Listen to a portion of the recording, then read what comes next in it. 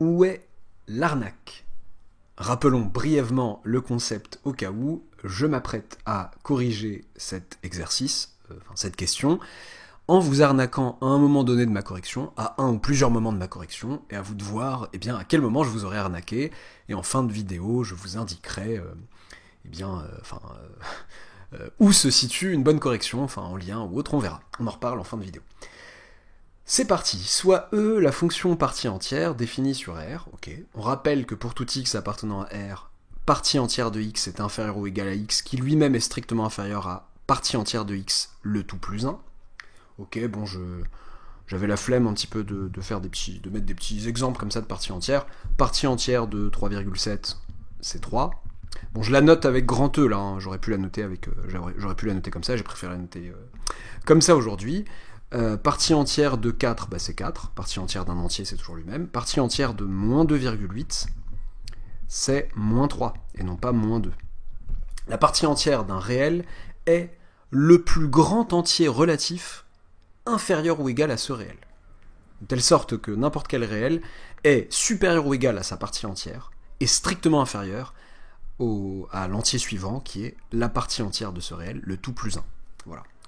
Ok, donc petit rappel là, soit f la fonction, bon, avec ça, a priori on devrait pouvoir se débrouiller, soit f la fonction définie sur r étoile par f de x égale x fois partie entière de 1 sur x, heureusement que c'est sur r étoile, hein, pour éviter l'annulation du dénominateur ici, montrer que limite quand x tend vers 0 de f de x égale 1.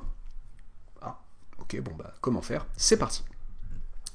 Alors, bon, on me demande la limite de f de x lorsque x tend vers 0. Cette limite est finie, la limite qu'on me demande d'obtenir est finie, donc je ruse un peu, je me dis, quel théorème me permettent d'avoir des limites, j'ai des encadrements, obtenir une limite finie, je sens que les gendarmes ne sont pas très loin. Ouais, mais sauf que j'aimerais bien encadrer lui. Donc pour commencer, la partie entière. Sauf que là, ce qui est encadré, c'est pas la partie entière, c'est x qui est encadré d'une part par partie entière de x et d'autre part par partie entière de x plus 1. Si je manipulais un peu ça déjà, pour tout réel x, partie entière de x est inférieure ou égale à x, strictement inférieure à partie entière de x, le tout plus 1. Ok. Bon. Comment faire pour faire en sorte que cet encadrement mette maintenant au milieu partie entière de x? N'oublions pas que un encadrement, ça peut être cassé en deux inégalités.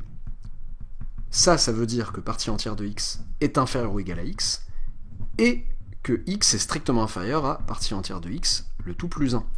Ce qui veut dire, du coup, que partie entière de x inférieure ou égale à x, ça je garde, et l'autre, le fait d'avoir cassé en deux, ça me permet de les traiter séparément, quoi. De pas avoir à ajouter la même chose à tout le monde.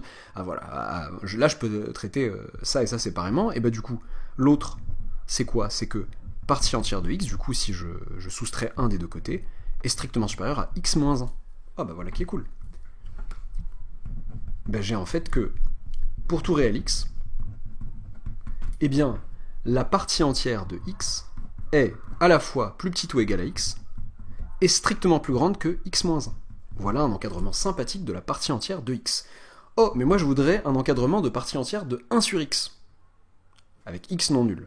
Oui, mais ce qui est valable pour tout réel x est valable aussi pour 1 sur x lorsque x est non nul.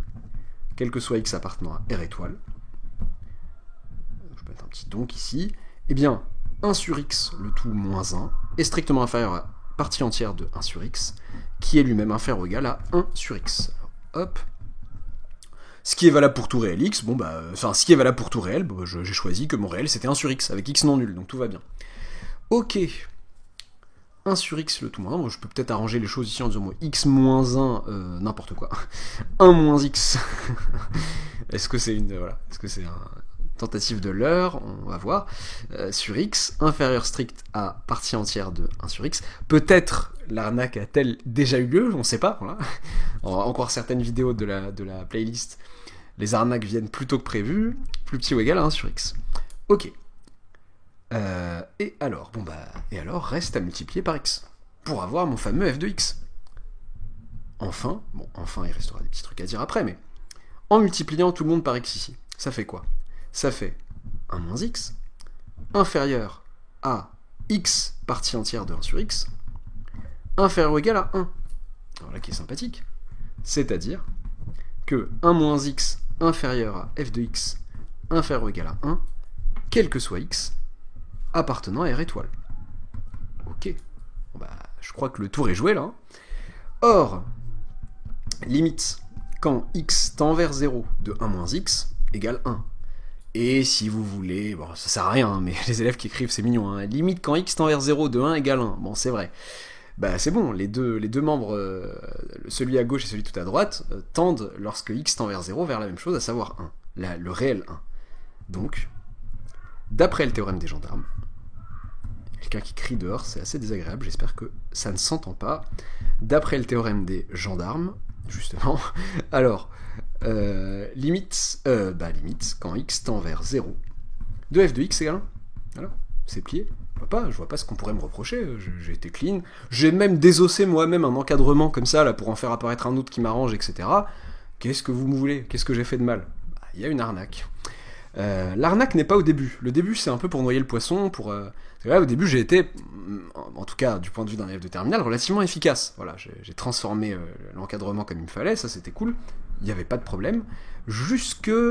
Donc là, tout va bien, j'ai le droit de remplacer, de prendre ça pour 1 sur x au lieu de prendre ça pour x avec x non nul. C'est là, en fait. J'ai multiplié tous les membres de l'encadrement par x.